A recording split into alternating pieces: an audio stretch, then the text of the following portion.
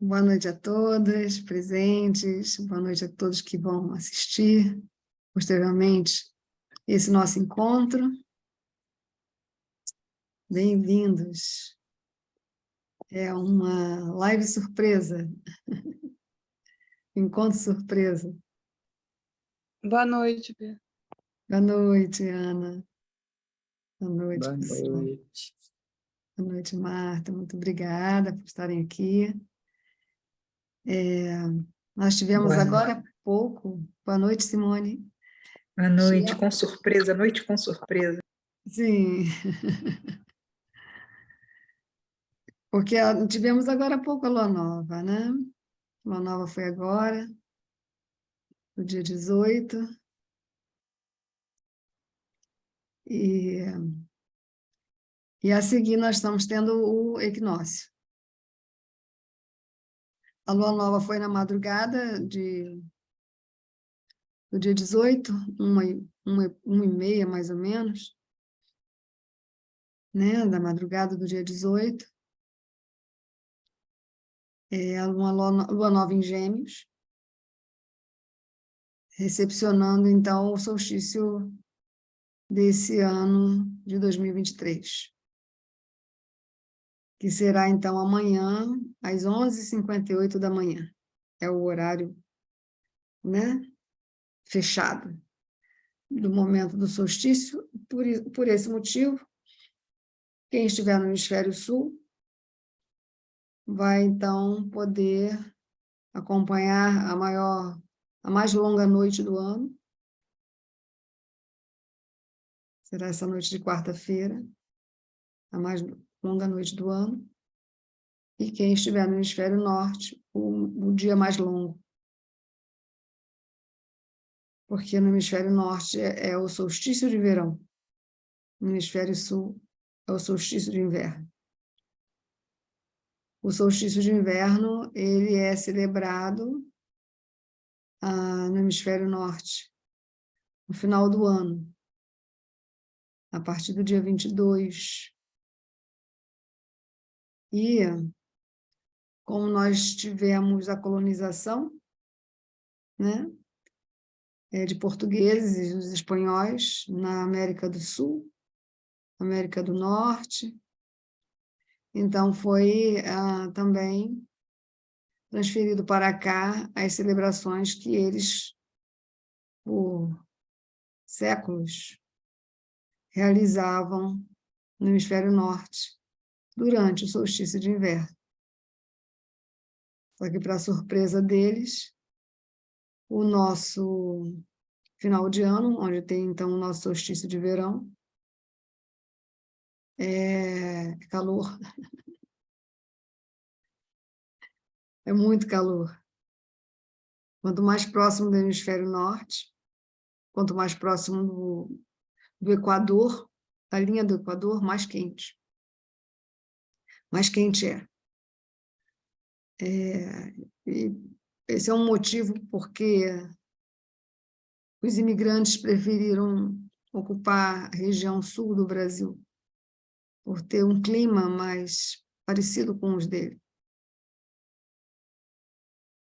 Só que o frio mesmo, intenso, ocorre para nós aqui no hemisfério sul, nesta época. Somente o mês de junho. O mês de junho é o mês do solstício de inverno no hemisfério sul. Então, por isso, nós estamos tendo, inclusive, uns diazinhos mais frios, uns 4, 5 dias para cá, uns dias mais frios, né? Vento frio. Isso é completamente natural e também em harmonia com o momento.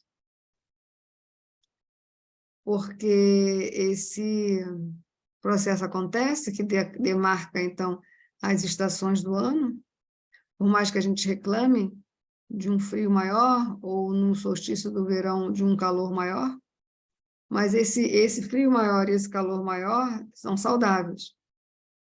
Eles fazem parte, realmente, da natureza trabalhando pelo seu equilíbrio.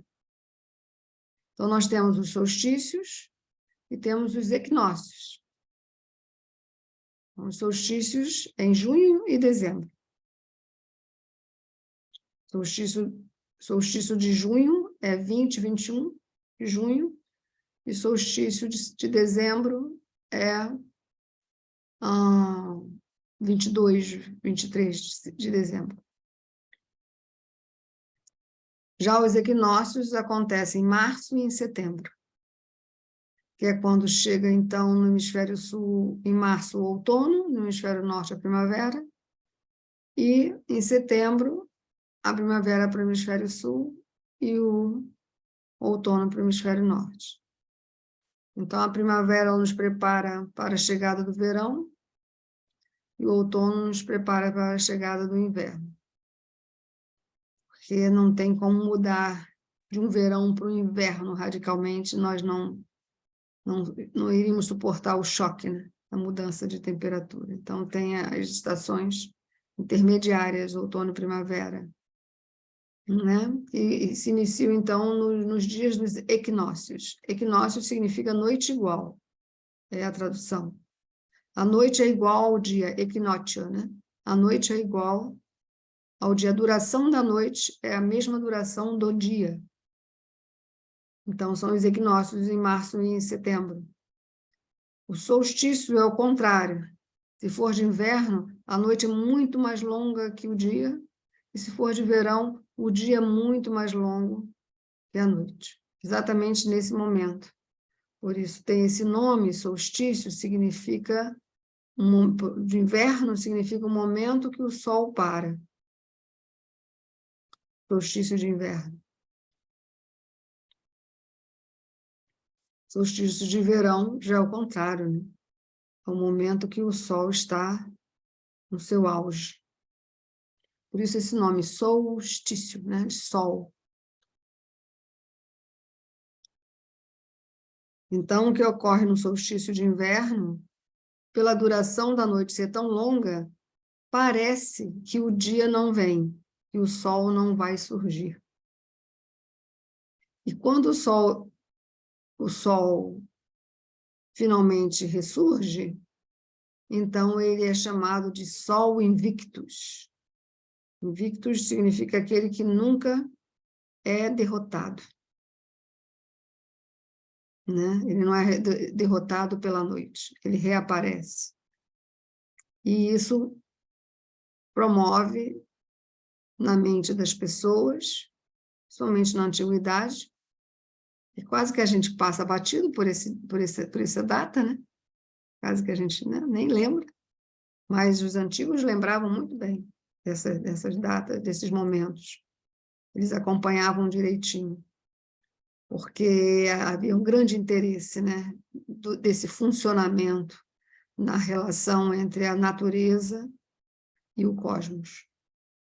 Havia um enorme interesse, porque ao acompanhar essas mudanças da natureza e o cosmos assinalando essas mudanças da natureza, que o cosmos ele envia sinais. É por isso que a gente usa o termo signo. Signo vem de signal, né? Sinal. São os sinais. Sinais são os avisos, são os alertas.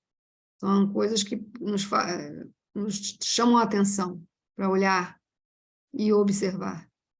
É assim que começa, então, a astronomia. Através daqui, na Terra, a gente observar o que acontece no espaço. E, através desses sinais, poder, então, seguir um modelo natural, né? Porque, por exemplo, quando chega um inverno rigoroso, não aqui no Brasil, que é um país tropical, essa ênfase toda não acontece, né? Porque aqui, se for mais para o sul do país, para o sul da América do Sul, lógico que vai ser bem mais frio, porque vai se aproximando lá do Polo Sul. Mas no meio do Brasil, né? Região centro, oeste, sudeste, nordeste, norte, então cada vez mais perto da linha do Equador, não há toda essa correria, né? Como é no caso de países que nevam. Então, a neve ela chega no final do ano, no hemisfério norte. Então, o solstício de inverno acontece em dezembro, no hemisfério norte. O solstício de inverno acontece para nós em junho. É o nosso inverno. Então, há uma diferença entre os polos, né? Isso por conta de uma falha na minha internet. Falhou a minha internet agora? Falhou um pouquinho, né? Já voltou. Tá. Uhum. Ela está oscilando. Ela está Está oscilando, né? travando de vez em quando. Sei. Engraçado, hoje ficou bem. Deve ser todo mundo usando a internet ao mesmo tempo, não? Aqui onde eu moro, né? Se falhar bastante, vocês me avisam, né? Que eu tenho que, então, repetir.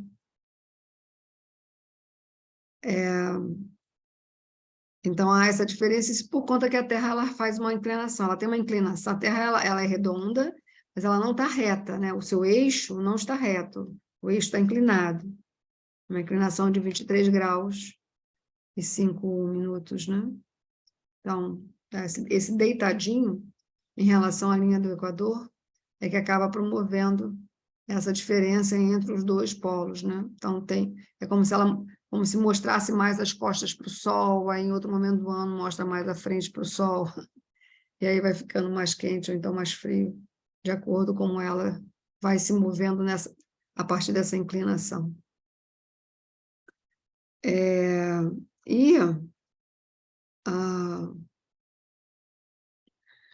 O que acontece também é que no solstício, o Sol, ele acaba também ficando mais distante, né? Mais distante tem um nome que se dá, que é onde cruza o meridiano com a linha do Equador. Existe um ponto, esse ponto tem um nome, agora eu esqueci.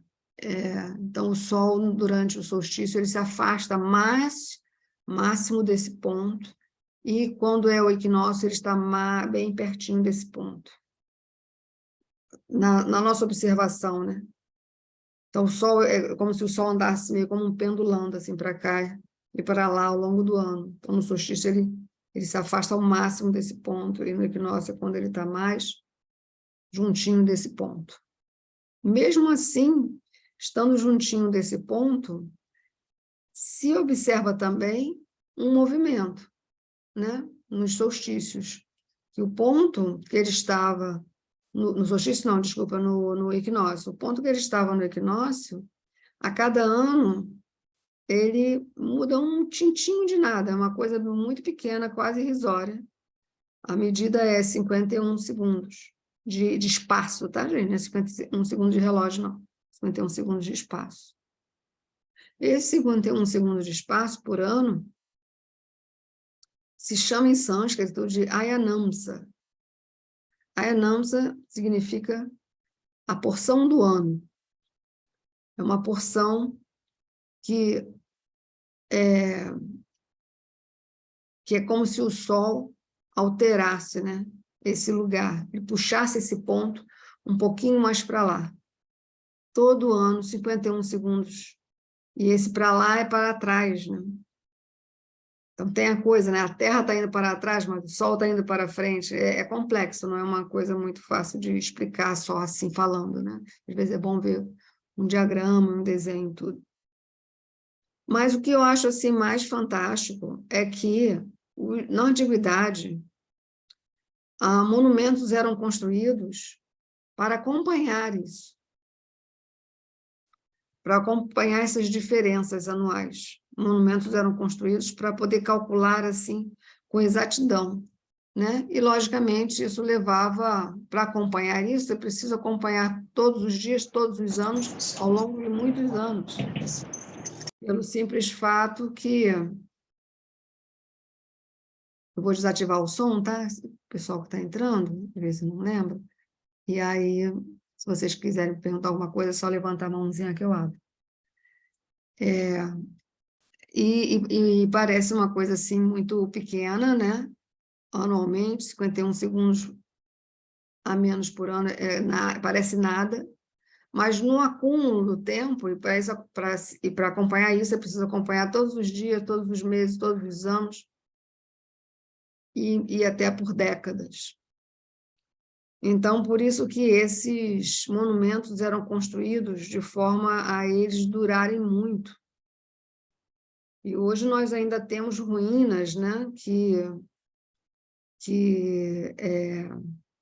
se sustentaram ao longo de 2.000 anos, 4.000 anos, 5.000 anos, 7.000 anos, né? Estão ali de pé até hoje, porque eram monumentos astronômicos que eram construídos de forma a eles durar, né? Para que eles pudessem durar muito, muito tempo mesmo, né? Então, nós temos, por exemplo, aqui na nossa América do Sul, nós temos no Peru, Machu Picchu, ele é um observatório astronômico. Quem já visitou lá pode ver que tem diferentes locais que se conhece, né? Normalmente os guias explicam melhor para a gente. A gente entra lá sem um guia, a gente não vai, ou com um roteiro, não vai saber o que quer dizer isso, quer dizer aquilo.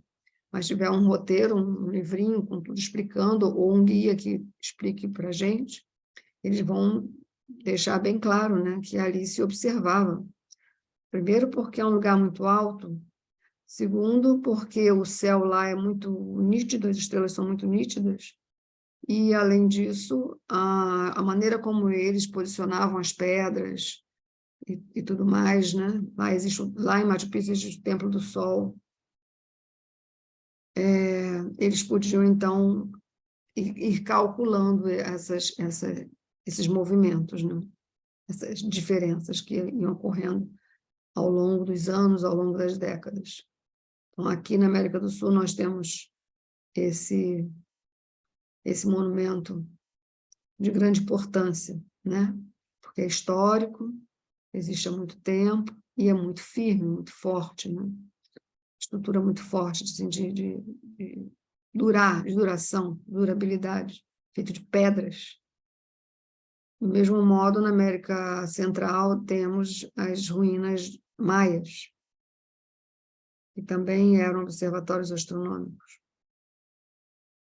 Nós temos também na Europa vários stone cycles, né? Que são os círculos de pedra. O Stonehenge é o mais conhecido, mais famoso, mas existem círculos de pedras na Europa a perder de vista. Tem muitos. Não só na Inglaterra, como na França, como em outros países, na Escócia, né? Que também eram verdadeiros relógios, eram círculos, né? Como se fossem relógios, e onde a tradição era celebrar essas datas de equinócios e de solstícios dentro desses círculos, né? Então, era considerado muito importante. Rituais ocorriam, né? Muitos rituais aconteciam. Hoje eles tentam ainda manter vivo essas tradições, de algum modo. Nesse momento, em Machu Picchu, acontece um festival maravilhoso, com danças e vestimentas tradicionais, trajes tradicionais, coloridos, né? Usando penas de pássaros, contas, e também aquela matéria-prima que eles têm, que eles tiram da pele da lhama, usam aquela lã da pele de lhama, né? E se vestem dessa forma, né? De forma muito colorida. Então, eles têm todas as danças, as celebrações, os festivais que são feitos. Nesse momento, agora, está tendo esse festival em Machu Picchu. Cusco, Machu Picchu, um momento de muita alegria, né? Que é o solstício de inverno, que para eles, na tradição deles, milenar deles, é o ano novo.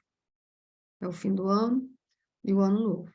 Acontece que existe um calendário, né, que pesa sobre todos, que a gente é obrigado a seguir, mas os povos em diferentes lugares do mundo tentam manter os seus calendários específicos dentro das suas tradições e festividades, né?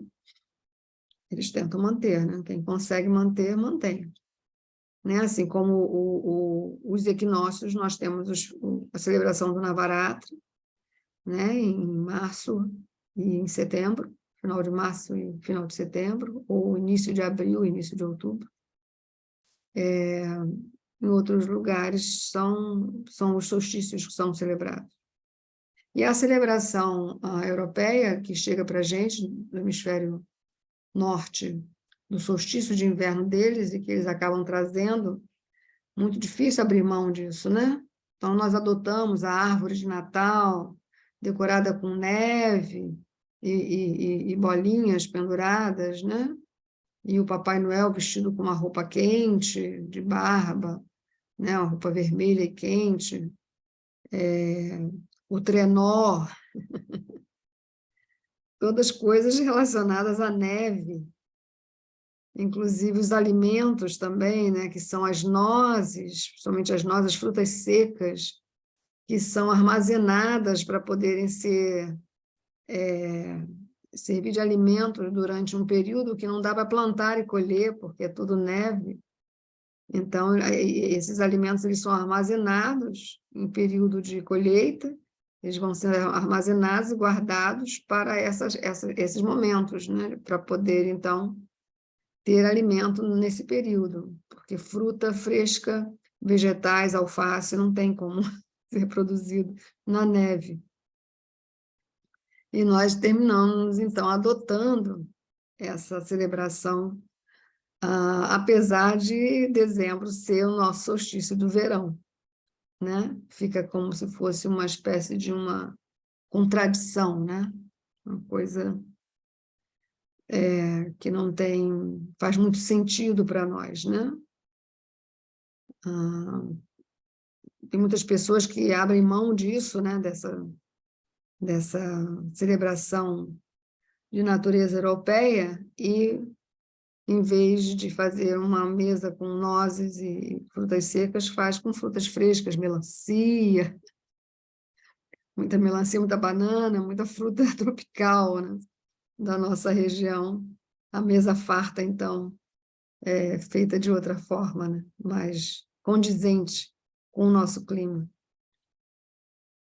E, além disso, existe também o fator de que a data de 25 de dezembro, que é 24, 25 de dezembro, que constituíram o Natal, né? O Natal.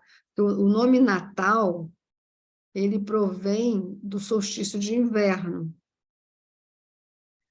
exatamente por esse sentido de que a noite é tão longa que parece que o sol não vai surgir. Então, quando o sol surge, ele traz, então, a promessa do renascimento. Então, por isso natalício, né? Uma coisa é o Natal, é o nascer de novo. Só que isso foi, então, direcionado para o nascimento de Jesus, mas isso foi tudo conduzido durante um comício que houve por volta do ano 300 após Jesus. Foi feito, então, uma série de decisões a respeito da criação da Igreja Católica, né? A Igreja Católica ela não foi criada por Jesus, ela foi criada por um imperador romano, mais ou menos nesse período de 300 anos após after Christ, né? Após Cristo. E essa data ela não poderia sair do calendário deles, porque os europeus estavam acostumados a ela por séculos. Então, eles não iam abrir mão dessa data. Então, como havia muita especulação a respeito do momento que Jesus nasceu de fato, então, estabeleceram essa data para juntar, né? Porque toda religião precisa ter também um calendário. Então, o calendário foi estabelecido de forma que várias celebrações pudessem fazer parte, por exemplo, a Páscoa dos judeus, né? E essa festa de final de ano, que é do Sol Invictus, eles comemoram por 3 dias, não deixasse de existir, né? Se mantivesse. E se manteve mesmo, com essa questão de colocar Jesus Cristo nascendo aí também, mais ainda, né? Porque Jesus Cristo não nasceu nessa data. Então, foi como a gente chama de uma adaptação, né? Uma adaptação para que todas as religiões se comungassem numa única só, né? Os persas, os cátaros, que eram os cristãos puros, os pagãos, né? Que eram os povos da floresta, povos das florestas, para que ele também se integrasse nessa religião única. Então, essa data para eles, que é do Sol Invictus, não poderia, porque eles iriam fazer essas celebrações, querendo ou não. Então, para que não houvesse mais extinção de pessoas, então também trouxeram para junto. Existe uma pesquisa em cima do nascimento de Jesus Cristo, e no início do mês de setembro, que seria, então, um pouco antes da primavera, né? Esse mapa eu tenho, um dia, em outro momento, a gente pode estudar esse mapa. Ele é exatamente... a descrição da personalidade dele está toda ali, no mapa. Nessa época de 24 de dezembro, não existe absolutamente nenhuma semelhança. Aí eu trouxe para vocês aqui o mapa de amanhã, né? Como é que ele vai ser. Que legal, nós estamos aqui em 19. Então, esse aqui, 21 de junho, que é amanhã, né? Quarta-feira, às 11h58. Shukla Chaturthi, que é o 4º dia da lua crescente, que a lua nova foi agora há pouco. E o ascendente em Virgem, porque é muito perto do meio-dia, então o Sol vai estar na casa 10, né, que é o Zênite. Sol em Gêmeos. E esse solstício está nos trazendo um presentão. Não sei se vocês conseguiram ver. Já vi que a Angélica viu, que ela já mandou uma foto. Que a Lua está próxima de Marte e Vênus. Então, a gente está podendo ver a Lua crescendo, no 4º dia do crescimento dela. E mais 2 estrelas, que são, na verdade, 2 planetas, né? Marte e Vênus. A que for mais branquinha é Vênus, a for mais avermelhada é Marte. Vocês vão poder distinguir perfeitamente os dois. Tem que aproveitar agora, que quando o Sol for avançando, a gente não vai poder mais ter como ver, né? Há uma certa distância, né? O Sol está aqui no iniciozinho de Gêmeos, Marte está no final de Câncer, Vênus está, né, indo já para o 3º decanato de Câncer, a Lua está no meio de Câncer, então há uma distância entre eles e o Sol, por isso que é possível essa visibilidade. O Sol está agora, o Sol chegou em Gêmeos agora dia 15, então ele está muito recente em Gêmeos. Então, dá espaço para essa visibilidade, porque conforme ele vai avançando, a gente já não consegue mais ver, né? A Lua vai andar mais rápido, claro, nós vamos ter uma Lua cheia daqui a pouco, daqui a 11 dias nós teremos uma Lua cheia muito importante no calendário védico, porque é o dia do Guru, né? A Lua em Sagitário com o Sol em Gêmeos, né? Lua cheia com a Lua em Sagitário. Mas essa visibilidade aqui é um presentaço, tá, gente? Quem puder ver, o céu, às vezes, exatamente por causa do frio, fica mais limpo, não tem tantas nuvens, e aí a visibilidade é maior, né? Então, assim que... Se eu colocar aqui, por exemplo, mudar esse horário de 11h58 e colocar aqui 18h58, vamos ver. Aqui é o Sol se pondo, né? Então, já iniciando a noite está começando no Rio de Janeiro, né? Está começando às 17h12, estão colocando quase 19 horas, a gente já pode ver que o Sol já está desaparecendo, começando a desaparecer no oeste, e aqui significa que ainda está em atividade, mas muito próximo do oeste.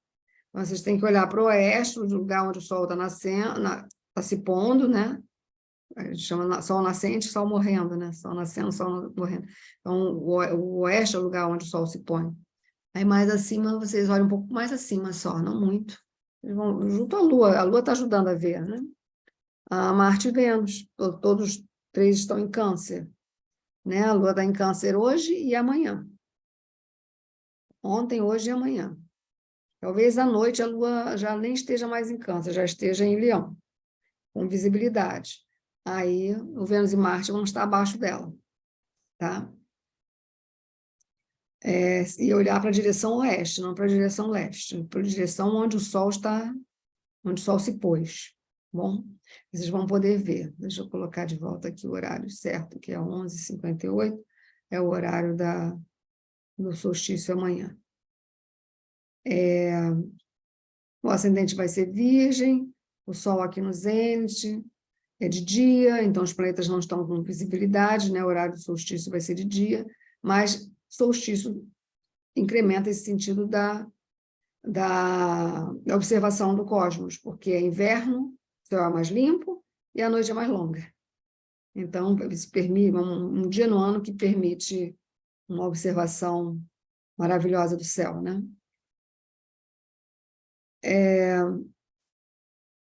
E o Sol o Sol, ele, no solstício do inverno ou do verão, o Sol ele é o astro, né? Ele é a estrela, ele é não é a Lua, não é a vez da Lua, é a vez do Sol, né? Solstícios e equinócios é sempre o Sol que é o foco da atenção, para onde a gente volta a nossa atenção. E Sol, vocês sabem, né? Sol significa vitalidade, vigor, energia, saúde, visão, consciência, né? Luz própria, autoobservação, né? Então, o solstício de inverno é exatamente isso, né? O Sol, a luz que vence a escuridão, né? Mas, assim, não vejo a escuridão como uma coisa negativa, a escuridão no sentido de integração, né? Para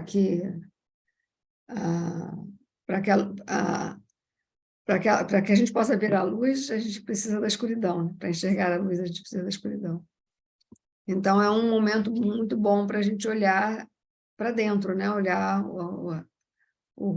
a nossa própria escuridão, né? Então, a interiorização. Essa noite mais longa, ela é favorável para a interiorização. E o Nakshatra aqui, o Sol se encontra, né? Em Gêmeos, o Nakshatra Mrigashira, que é o mesmo Nakshatra que nós tivemos a Lua Nova, agora no dia 18.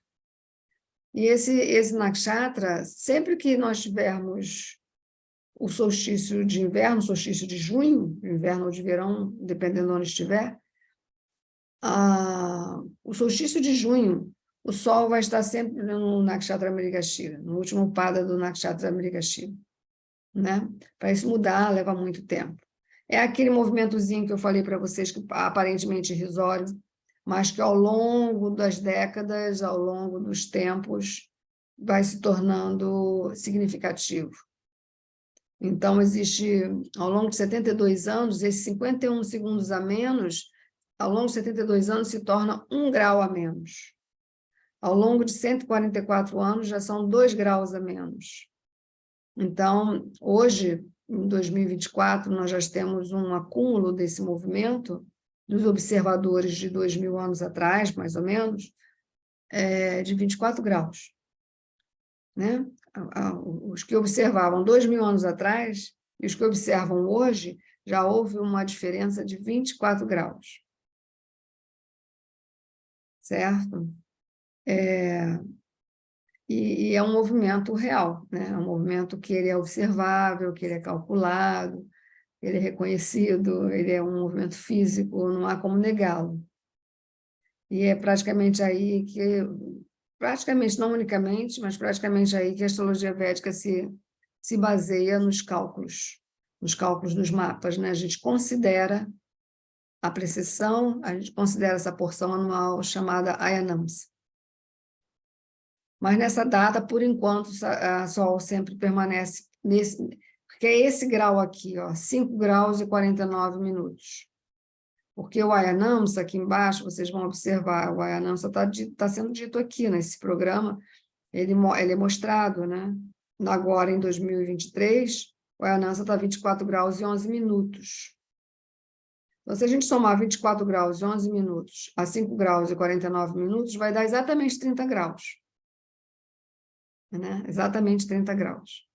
Por isso que o solstício é agora, né? Porque a gente tem que diminuir isso aqui dos 30 graus, o que resultar vai ser o grau onde o Sol precisa estar para que o solstício aconteça. Né? Então, por cálculo apenas a gente pode saber isso. E o mais maravilhoso é que, além do cálculo, a gente também pode observar isso com nossos próprios olhos, né? Uma noite mais longa, a noite mais longa do ano. Isso é uma coisa que a gente pode perfeitamente, qualquer um pode acompanhar. É só passar a noite acordado. E o relógio lá, né? Deve ver que amanhã, a noite seguinte, a noite de amanhã não, a noite seguinte do solstício já vai ser um pouquinho mais curta, né? Já vai diminuindo aos pouquinhos, né? E então,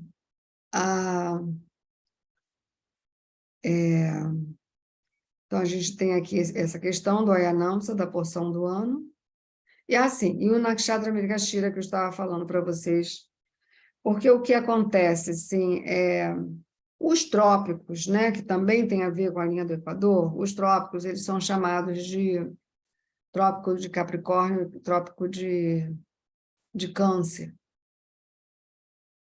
porque se tornou uma informação convencionada, entendeu? Convencionada. Os físicos, astrônomos, pessoal que utiliza desses dados na aeronáutica, na navegação, sabem perfeitamente disso, que esses nomes se tornaram convencionados, né? Porque, na realidade, os trópicos deveriam se chamar trópicos de Gêmeos e Sagitário, seria o certo. Mas, como foi convencionado, ficou, né? Ninguém muda, ninguém quer mexer com essa informação. Mas o certo, apropriado mesmo, seria dizer trópico de Gêmeos, trópico Sagitário, porque seria uma informação atualizada, o que de fato acontece. Tanto é que vocês estão vendo aqui, por esses cálculos de precisão que considera o Ayanamsa, considera a precisão dos equinócios, que o Sol, no dia do solstício do inverno ou do verão, está em Gêmeos, no início de Gêmeos, não está em Câncer, né? Do mesmo modo, no início de Câncer, do mesmo modo, quando for o solstício de inverno para gente, de verão para a gente aqui em dezembro, o Sol estará, então, nesse mesmo grau de Sagitário. Tá? E nesse caso aqui é o Nakshatra Mrigashira. Mrigashira é um nakshatra, é uma estrela que está muito próxima a Gêmeos. Não é dentro da constelação de Gêmeos, mas é próxima à constelação de Gêmeos. Quem quiser mais detalhes sobre isso, é só assistir a minha live anterior sobre a Lua Nova. Eu falo sobre que estrela é essa, Mrigashira, que se chama na astronomia, ela se chama Bellatrix, e ela está dentro da constelação do Órion, que é uma constelação vizinha à constelação de Gêmeos, e junto a essas duas constelações está a Via Láctea. Mrigashira é um nakshatra que esse nakshatra ele é regido por uma deidade, né, de acordo com a astrologia védica, chamado Soma, S-O-M-A, Somadeva. Somadeva é um dos tantos nomes que a Lua recebe, né? E dentro das histórias purânicas, né, das histórias védicas, essa lua chamada Soma são duas, né? Uma é aquela lua que enfeita o cabelo de Shiva. Vocês já viram a imagem de Shiva? Shiva tem uma luazinha decorando a cabeça dele. É isso, né? Porque Shiva tem uma relação muito, muito íntima com a lua. Shiva e Krishna. Krishna porque ele nasceu na dinastia da lua, enquanto Rama nasceu na dinastia do sol. E também porque Shiva é uma divindade de aspecto lunar, né? Ou seja, que enfatizam a noite, que enfatizam a observação das estrelas, que enfatizam esse aspecto, né, da interiorização. Agora, Soma também corresponde à bebida nectária que a lua produz. Uma bebida nectária que a lua produz, essa bebida ela é servida aos deuses. Todos os deuses usufruem, né, desfrutam dessa bebida. E essa bebida incrementa neles a imortalidade, a jovialidade, a ausência de doenças e, com isso, a ausência de sofrimento e da lamentação. Soma é o regente planetário de Mrigashira é Marte, e a deidade, o Devata, é Somadeva. E existe uma imagem de Shiva, porque Mrigashira também tem muito a ver com Shiva, porque a constelação do Órion ela é vista para os gregos como um gigante, né? Um gigante que carrega uma clave, assim, como se fosse dar uma pancada em alguém, né? Um gigante. Ele, no centro de Órion tem 3 estrelas que nós conhecemos como as 3 Marias. Mas nos Vedas, Órion é Shiva levantando o tridente. E Mrigashira é uma estrela que ela tem o brilho de Mrigashira, ou o brilho de Bellatrix, que são 2 nomes para a mesma estrela, é um brilho meio assim fascinante como o brilho da lua. Então, ela é conhecida como a estrela dos amantes, dos poetas, dos noturnos, dos boêmios, dos escritores, dos cantores, dos compositores. É também a estrela da busca, a estrela das pesquisas, a estrela dos insights. E Mrigashira tem muitos significados. Se vocês quiserem saber um pouco mais, é só ir lá na live anterior da Lua Nova em Gêmeos, que foi em Mrigashira. Eu falo também algumas coisas lá, e aqui também outros complementos sobre ela, estou colocando para vocês, que é muito interessante. Então, existe uma imagem de Shiva, que é Shiva com 4 braços, sentado como um yogi, sobre a pele de tigre, né? E sobre a cabeça dele tem a lua, pingando assim, como se estivesse lacrimejando, né? Pingando esse néctar. E ele, nesses 4 braços, sobre as mãos dele, ele tem 4 potes. E esses potes estão, então, recolhendo esse néctar, né? Esse Shiva, é muito difícil ver essa imagem de Shiva, ela não é uma imagem muito conhecida. É considerado o Shiva médico, o Shiva curador, o Shiva xamã, o Shiva que cura todas as nossas dores, né? Porque se fala que a lua, ela guarda um pouco dessa bebida que ela serve aos deuses, que também se chama somarasa, essa bebida que ela guarda só para os deuses, ela separa um pouco para as ervas, para as plantas, né? Para as plantas medicinais, e também para os alimentos, certos alimentos, né? Certos vegetais, certos alimentos que podem ser consumidos, e também para as ervas de cura, as ervas terapêuticas. Então, esse solstício sempre é com o Sol em Mrigashira. Sempre 20 e 21 de junho, o Sol estará em Mrigashira. Então, ele traz também esse componente da cura e da restauração. E é através dessas ervas e são alimentadas por esse néctar, né? Pode-se, então, preparar os remédios, pode-se preparar os alimentos, e, com isso, quando a gente ingere, né, a gente também obtém as mesmas propriedades, os mesmos benefícios que os deuses usufruem, né? Esse é o sentido, né? O nome de Shiva, nesse estilo dele, né? Sustentando os vasos, potes, para recolher o néctar da lua, se chama Shiva Mrityunjaya. Shiva Mrityunjaya. Jaya, em sânscrito, significa vitória. E Mrityun significa morte. Então, Shiva Mrityunjaya é aquele que concede a vitória sobre a morte, né? Que é, de um certo modo, muito parecido com esse sentido do Sol Invictus. Vocês sabem que no Brasil existe a tradição, nessa época do ano, de acender fogueiras, né? É a festa junina, e tem festas que é para Santo Antônio, para São João, né? Então, fica tudo muito animado, né, nesse período do ano. Às vezes se estende um pouco para julho também. Enquanto tiver frio, principalmente em lugares assim mais que esfria mesmo, né, e junto à natureza, o pessoal adora acender uma fogueira, né, e se reunir ao redor da fogueira para tocar, né, o instrumento e fazer as canções, né? É um hábito que existe naturalmente nessa época, porque aqui faz frio. Quanto mais para o sul for, mais frio é, mais fogueiras se acendem, né?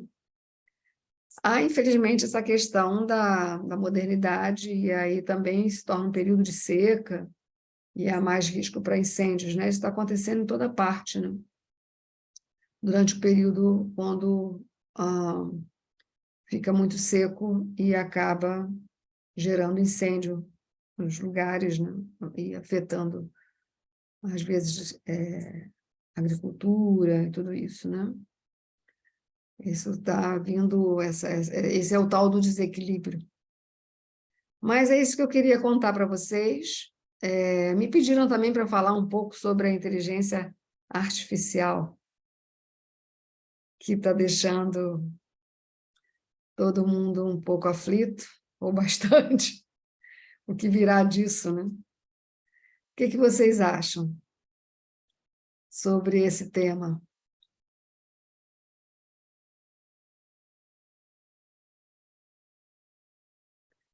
Este ano já morreram mais de 1.000 bois de frio no Mato Grosso do Sul e 90 indianos de calor na Índia.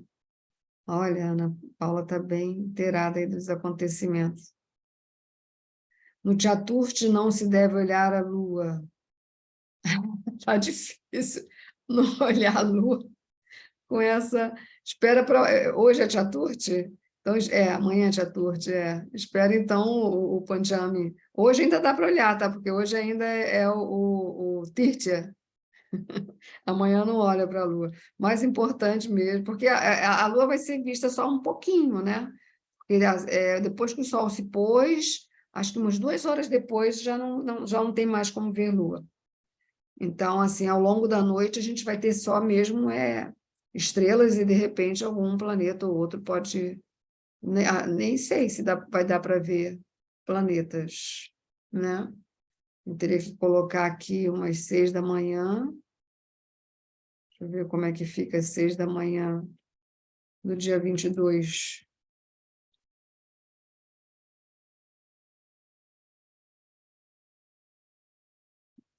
Pode ser que dê para ver, antes das 6 da manhã, dê para ver Júpiter e Saturno no céu. Eles vão estar lá em cima. O dia começa, isso é Rio de Janeiro, tá, gente? Às 6h37, né? É melhor colocar aqui 6 horas mesmo, que aí o dia ainda não começou. Então, a gente tem Saturno lá no Zênite, nesse horário ainda, dá para ver, 5 da manhã, e Júpiter a leste. Né? Mercúrio é difícil ver, né? Mercúrio é muito pequeno, se a gente tiver sorte, parabéns. Mas Saturno vai estar com visibilidade, mas vocês sabem que Saturno é um planeta difícil de enxergar, né? E provavelmente Júpiter vai ter uma visão maior.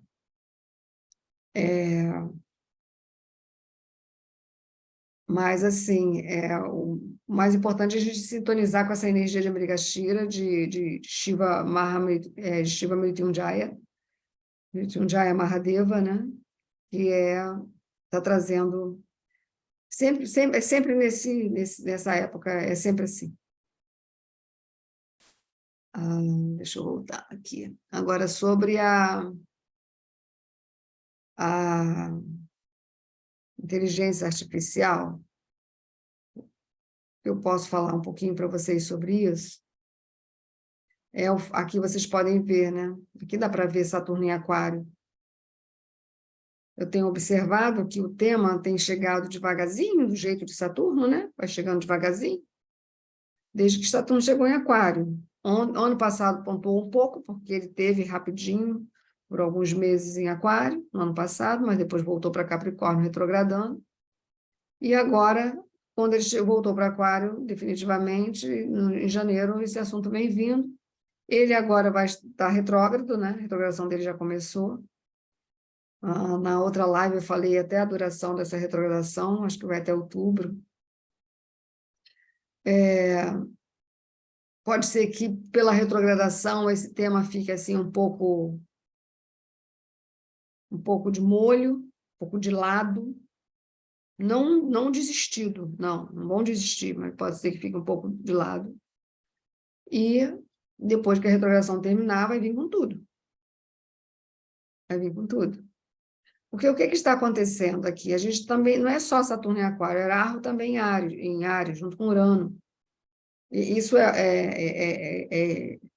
não adianta só um planeta num lugar, é preciso que outros também estejam ali em diálogo, né? Precisa haver um diálogo entre os planetas. Então, está havendo um diálogo. Quem rege Aquário é Saturno, quem rege Aquário é também Rahu, e também Urano. Então, tá Rahu e Urano juntos, e Saturno em Aquário, lógico, isso é perfeito para um movimento como esse. Não é nenhuma novidade, a inteligência artificial, a gente já sabe desse assunto há muito tempo, mas agora provavelmente vão começar a empregar, né? Vão empregar, a tecnologia vai ser empregada, de fato, né? Ela vai passar a funcionar para todos os setores. E assusta como assustou a invenção do avião, a invenção do rádio, a invenção da lâmpada, a invenção da roda. Todas as invenções assustam a humanidade e, às vezes, o tema é utilizado, inclusive, para colocar medo nas pessoas, né? As pessoas sentirem muito medo. A criatividade humana é sempre superior, né? A capacidade do ser humano de adaptação e de inovação também. Então, assim, acho muito difícil que seja evitado, ainda mais com esse aspecto planetário que eu estou descrevendo para vocês, né? O que está acontecendo é o seguinte, porque quando o Rahu sair de Áries, ele vai para Peixes, porque ele anda para trás, né? E Saturno, quando sair de Aquário, também vai para Peixes. Então, lá em abril de 2025, nós vamos ter uma conjunção Rahu-Saturno. Início de 2025, essa conjunção vai acontecer, ela vai começar com o Rahu ali, porque Rahu vai para Peixes em outubro desse ano, final de outubro. Ele vai para Peixes. Então, quando chegar lá no início de 2025, Saturno vai estar saindo de Aquário, entrando em Peixes, e Rahu vai estar saindo de Peixes, entrando em Aquário. Eles vão mudar cada um vai para o lugar do outro. Mas, antes disso, eles vão estar juntos, eles vão cruzar um com o outro. Assim como está acontecendo com Júpiter e Rahu agora, né? Isso vai acontecer com Saturno e Rahu lá.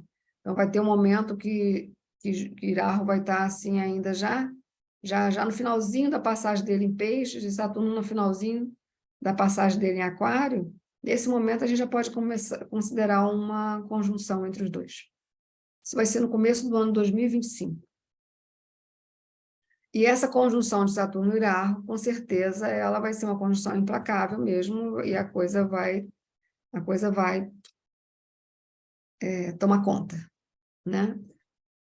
Então, agora, né, com Saturno em Aquário ainda, com Urano ainda junto com Urano ainda fica também em Áries até 2025, do mesmo modo, né, que é quando Saturno vai sair de Aquário, aí Urano vai para Touro, né, em 2025. Então, assim, enquanto isso, a coisa vai se desenvolver mesmo. Então, o que eu posso recomendar para todos é que se preparem, porque não acredito que isso será impedido, talvez criem normas, estão querendo criar normas para poder, isso sim, isso pode, até aí não pode, né? Mas, com o tempo, os anos passando, vai realmente se agigantar. E aí é uma inovação, né? Uma novidade e mais um desafio para o ser humano na sua capacidade de se adequar, de se adaptar, de se reinventar, né? Diante desses avanços, né? E a gente nem entrou na era de Aquário, né, gente? Então, a era de Aquário, a tecnologia vai ser tão sofisticada, que a gente nem imagina, a gente não consegue nem imaginar hoje tamanha sofisticação que será. Então, isso é apenas como se fosse a entrada, a entrada, né? É só uma preparação para o que vem na frente. Se vocês quiserem fazer algum comentário sobre o assunto, ou fazer alguma pergunta sobre Você esse disse tema. que fica mais que agora pode dar uma parada, mas quando sair a retrogradação, a coisa volta com toda a força. A retrogradação é o início de 25, que você disse? Não. Não? Saturno retrograda uma vez por ano. E a Aham. retrogradação dele começou agora recentemente. Esses dias aí, ele vai, se eu não me engano, vai até outubro. Na live anterior, eu coloquei direitinho a data que começou a retrogradação de Saturno, quando ela termina. Na live da Lua Nova em Gêmeos. Então, pode ser que agora, de agora até outubro, a coisa fique assim um pouco embargada, meio de lado, meio encoberta, mas não estão desistindo, não. Vamos pensar que estão... porque é só Saturno sair da retrogradação que vem com toda a força, né? Quando o planeta sai da retrogradação, ele vem com tudo. Ele ainda demora um pouquinho, porque ele precisa chegar no grau que ele estava quando a retrogradação começou, está entendendo? Uhum. Né? Então, Saturno está num grau, aí ele retrograda, afasta-se daquele grau, aí acaba a retrogradação. Aí ele vai, caminha, ele é lento, né? Caminha e volta para aquele grau que ele estava. E aí, daí à frente, ele vem trazendo tudo que ele vem... Porque Saturno é materializador, né? Uhum. Materializa as coisas, né? Traz para a substância mesmo, para o palpável, né? Então é esse ano ainda, né? Esse ano ainda que as coisas voltam. Porque você falou Sim. que muda uma vez só. Sim. É, Lá em 2025 eu, é que vai ter esse encontro de Saturno e Iraho, né? No início de 2025, eles vão cruzar um pelo outro, ali entre Aquário, final de Aquário e início de Peixes, vai ter esse cruzamento entre os dois no início de 2025, né? E aí acredito que lá a coisa já vai estar toda instalada, já vai estar toda estruturada mesmo. é. Porque tanto Saturno quanto Urano trabalham muito no nível matéria, né? Na matéria, trabalham muito na matéria, no nível substancial. E Iraho tem muito a ver com a tecnologia. Rahu, Urano, muito ligados à tecnologia. Eu acho que a gente está de frente de uma disrupção muito importante. Eu estudo inteligência artificial no contexto da saúde, me interesso por esse assunto, muito, porque na saúde ela é muito consequente, né? Então já tem algumas áreas, alguns campos da saúde em que ela está sendo mais estudada. Alguns países têm prontidão e têm interesse em ter prontidão em inteligência artificial, a China, os Estados Unidos, a própria Índia, a Europa, mais na parte regulatória, mas assim, na saúde ela é muito consequente, porque uma decisão, se ela não é supervisionada por humanos, ela pode ter consequências que são sequências indesejáveis. E tem todo o impacto do cuidado, né? Porque não se trata, apesar deles, muitas vezes, quando a gente conseguir, já está começando a fazer isso, o robô, com a capacidade dessas inteligências que são modelos de grande linguagem, como é o ChatGPT, você consegue olhar e achar que é um ser humano, e não é um ser humano. Ele não se trata de um ser ciente, não se trata sequer de uma inteligência, a inteligência humana é muito mais do que isso, então acho que a gente tem que botar essa tecnologia no seu devido lugar, que é o lugar de estar a serviço de algo maior e de estar a serviço de colocar o homem em posições a dedicar o seu tempo em coisas em que ele realmente precisa dedicar. Mas é preciso que a gente dome esse bicho, porque ele é uma tecnologia que ela tem propriedades que são propriedades emergentes, né? Muitas coisas que vão acontecendo ali nos algoritmos do aprendizado, e a gente não está falando de superinteligência, a gente está falando ainda, né? Há autores que dizem que o ChatGPT é a inteligência artificial geral, tem outros que discordam, que ainda não é. De modo geral, o consenso aqui é que a gente está no nível da inteligência artificial restrita, que é o uso da machine learning, do deep learning, e isso já é muita coisa, porque o ser humano não tem capacidade de pegar essa quantidade de informações e cruzar de uma forma tão rápida. A gente precisa de um tempo para isso. Então, essa é uma das coisas, além de predição, uma série de possibilidades que essa tecnologia traz. Agora, para mim, o que eu entendo que é de mais fundamental é, primeiro, a gente entender que elas têm que estar supervisionadas por humanos, o homem está no centro dessa utilização, ela tem que ser orientada por princípios éticos, que é toda a discussão que a Europa vem fazendo muito fortemente, mas, ao mesmo tempo, os autores sinalizam que você tem uma dificuldade em traduzir essa ética na execução, em fazer ela acontecer, a gente ter um acompanhamento do aprendizado de máquina e as pessoas tomarem consciência da utilização dos seus dados pessoais, do valor que eles têm. O seu comportamento está sendo todo supervisionado quando você usa as mídias sociais, de uma maneira geral, e tem-se conhecimento a partir dos dados, do comportamento que você tem. Então, eles podem simular como influenciar comportamentos, e as pessoas têm que ter consciência disso. Então, há que haver mais transparência e mais consciência cidadã para que as pessoas possam se colocar em relação à sua privacidade e o uso dos seus dados. Mas, assim, não tenho medo, acho que a gente tem que domar esse bicho e falar muito sobre isso, porque no Brasil a gente tem, no ponto de vista do conhecimento, uma lacuna em conhecimento de matemática, a gente é forte nas ciências humanas, a gente não é um país, a Índia né? Matemática, o pessoal gosta de... Mas a gente não é, mas isso é uma coisa boa, porque quanto mais os países que têm essa visão humana tiverem junto disso, discutirem, melhor é. Então, acho que a América Latina e o Brasil tem uma contribuição a dar, mas, assim, eu te digo, na saúde, ela ainda falta muito para a gente poder ter uma visão dela no SUS, assim, né? Robô a gente já tem, mas do ponto de vista de, por exemplo, um diagnóstico, um apoio a um diagnóstico de imagem, é onde cresce mais, onde ela está cada dia mais se estruturando, mas ainda demora um pouco. A gente tem no SUS, por exemplo, sabe? Mas não demora muito, não, porque já tem uma Secretaria de Inteligência e Saúde Digital e todo o terreno está sendo preparado para utilizar. Que eu Telesaúde, acredito que seja exatamente essa questão do Raho em Aquário, que será a partir do início de 2025, considerando que ele vai ficar 1 ano e meio, né, em Aquário.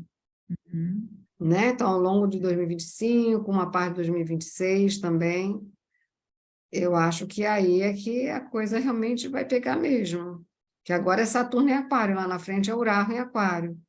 Então, é como se eles estivessem acumunados, né, esses dois, né? Saturno e Urano estivessem acumunados a partir do momento que Saturno chegou em Aquário. Rahu também, Rahu está junto ao Urano, em Áries, desde abril do ano passado. Então, a coisa está caminhando por aí, né? Seria uma sequência natural a partir da pandemia, que foi o tempo de Saturno em Capricórnio. Obrigada, Simone, adorei aqui sua colocação, viu, querida? Muito bom, esclareceu, ajudou bastante. Nossa, estou aqui impressionada, apaixonada, Simone. Muito bom. Então, tá, querida, já são 21h18, vamos concluir aqui o nosso encontro e continuamos a conversar nos nossos grupos.